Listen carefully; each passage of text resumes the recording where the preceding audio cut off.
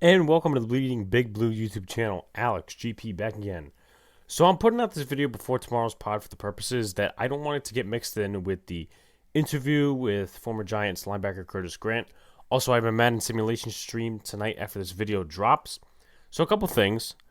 This should be a rant video, and I'm going to rant later on, but I'm just going to go ahead and say some of the headlines that came out today revolving around the NFL. The NFL is coming up with a plan, as you see on the screen, to have every fan sign a waiver that wants to go inside the game. What the waiver does is if you get coronavirus, you cannot sue the NFL, and they're not legally or financially responsible. We'll get into that in just a minute because there's a comment that really shakes my head. The NFL Players Association has yet to sign off on this, but the NFL is announcing tomorrow that the preseason games will be cut from 4 to 2. Weeks 4 and 1 will not be played, which means the Giants will be breaking tradition with the New England Patriots and the New York Jets because they have been versing them every preseason for the last how many years. That is unless they re-coordinated their preseason schedule, but if it stays like that, the Giants will face the Titans away and the Packers at home.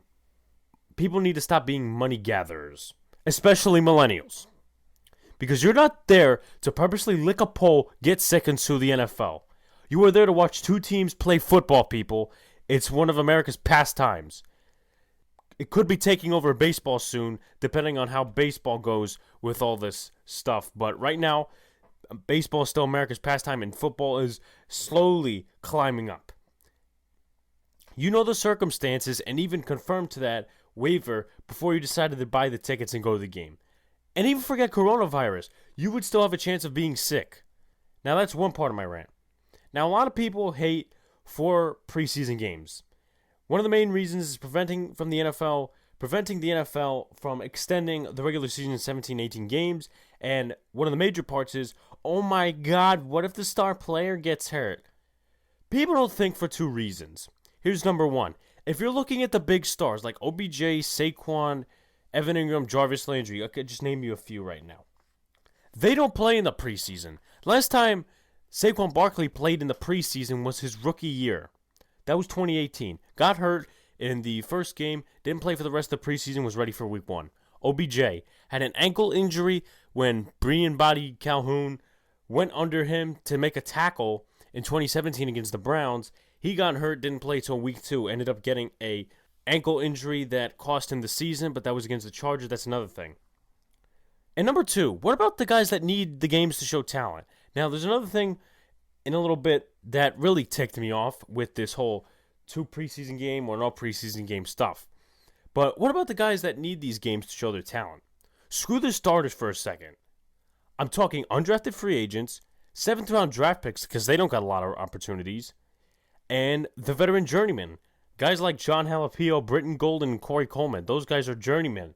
They need the reps and the showcase to have teams see what they do and make an evaluation on them. And then some dumb idiot on Twitter tweeted that the NFL preseason is worthless. Get rid of it and win your job in camp. It's this tweet here. The NFL preseason is dumb and pointless anyway. Why they wanted 4 games for players to get injured was ridiculous. Forget reducing it to 2 games. Get rid of it all. Win your jobs in camp. You can somewhat make an argument behind the 2 preseason game thing, but not this one. This is just no common sense at all. Win your job in camp. Really? Again, some of these guys like journeymen and UDFAs need these games to showcase their talent. And what about baseball? Should we get rid of spring training? Should the NBA get rid of the summer league? Stupid. And the differences between those leagues is that the NFL doesn't even have a minor league system. They have a practice squad. The minor league system, that goes for the MLB. G League for basketball. The practice squad is all they have. Once you come out of college, you only have 2 more years of eligibility on the practice squad. Then you have to actually make a roster. So what do you tell the guys like Curtis Grant, John Halapio, Reggie White Jr., who want to get into the games but only wound up playing teammates in camp because you said so? And another thing that makes no sense. That's like a 4-year-old riding a bike for the first time without training wheels. It could be done, But 90% of the time, it can't because you still need training wheels. You still need practice and the actual preseason games.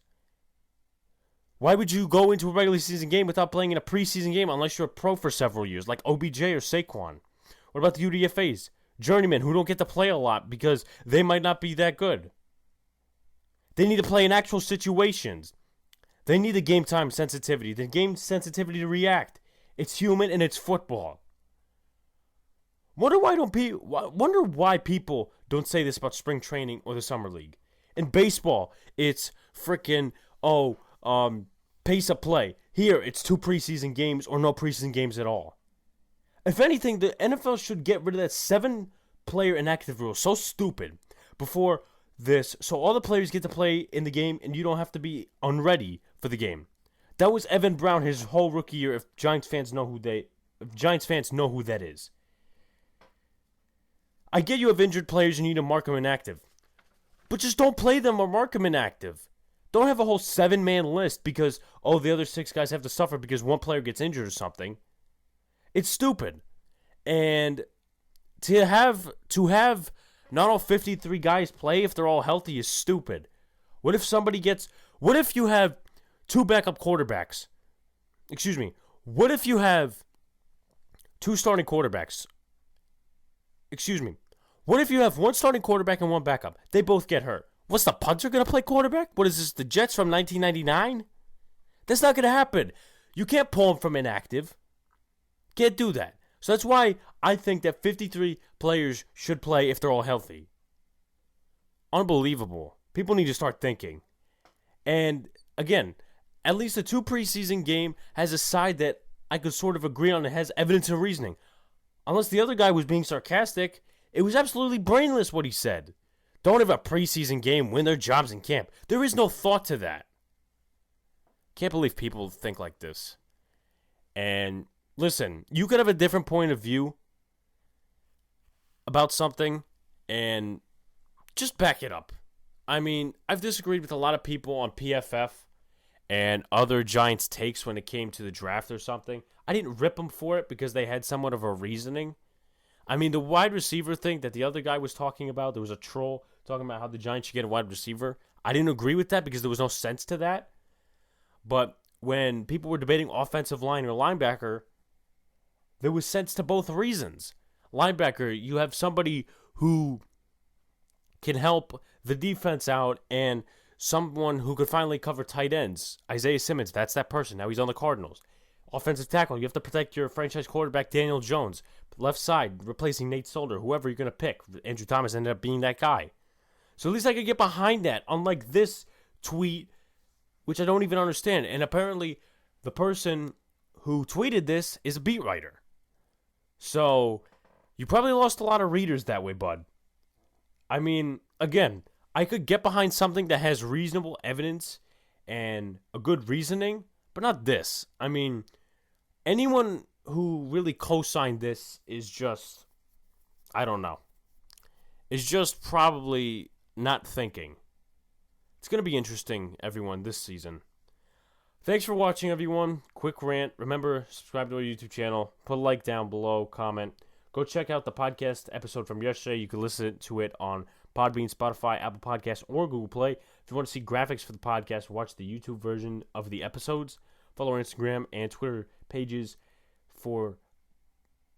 follow our Instagram and Twitter pages follow our Instagram and Twitter pages at Bleeding Big Blue Podcast for updates and fan interactions. Thanks for watching. After this video is uploaded, guys, I will be live streaming week 4 of the Madden 20 simulation series, all 16 games for the New York Giants in 2020, all the scheduled games as of right now.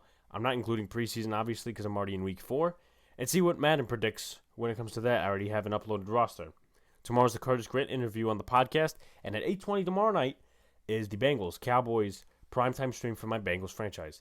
Thanks for watching, guys, and I'll catch you later.